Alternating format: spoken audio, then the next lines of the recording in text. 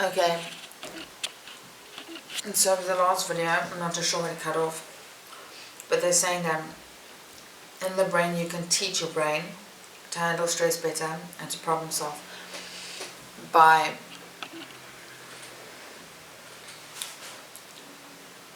self-soothing in the moment. So you create new neural pathways in your brain. And the more you practice, the stronger those pathways develop, and the more natural. I think the switch will still go off when you have that stressful situation in your brain, but you'll be able to talk your way through it and realize that it's illogical and irrational. And so you can change the way you think, feel, and act. And the way that we talk is acting. It's an action. So dissociation is a break in how your brain or your mind handles information. So disconnect in how your brain handles information.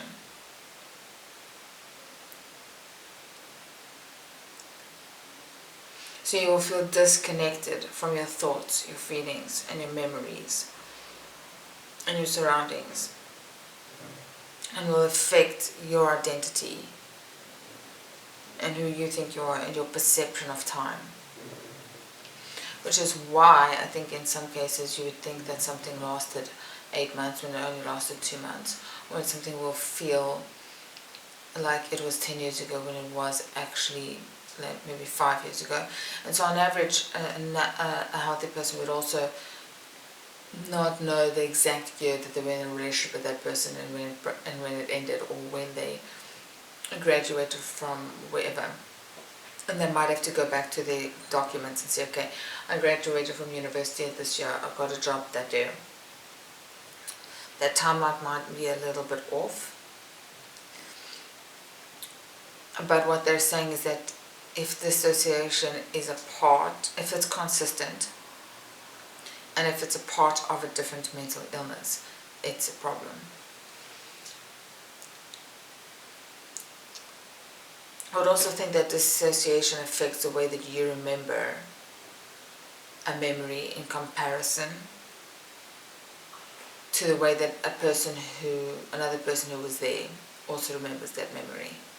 So this is where gaslighting can actually seem like it's there when it isn't, which is why I do suggest for anybody who has mental illness or who has somebody in their life who directly affects them, like somebody with mental illness who directly affects them, do research, but go to a psychiatrist and ask and explain what it is that you see and what it is that you feel when you're around that person. It matters. So the signs, we're going to just quickly end with a shortened description of the signs of dissociation. It's amnesia, one of them, memory loss, depersonalization, derealization, identity confusion. Those are the 4 things that you would be looking out for, or that somebody else would see in the person who is dissociating. Okay, I would assume you'd need to have like 2 or 3 of the 4. Okay, it's usually more than 50% of the symptoms to be able to be diagnosed with it. But what they're saying is that this usually occurs with BPD. It's added into the symptom of suspiciousness, because the person might feel like they don't remember that memory, and someone else is like, you were there, this is what happened.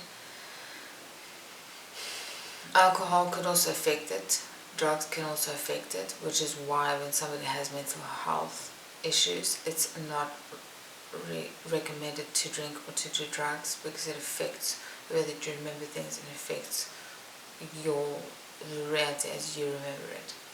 Alright, so that was borderline personality disorder. I felt like I learned a lot today.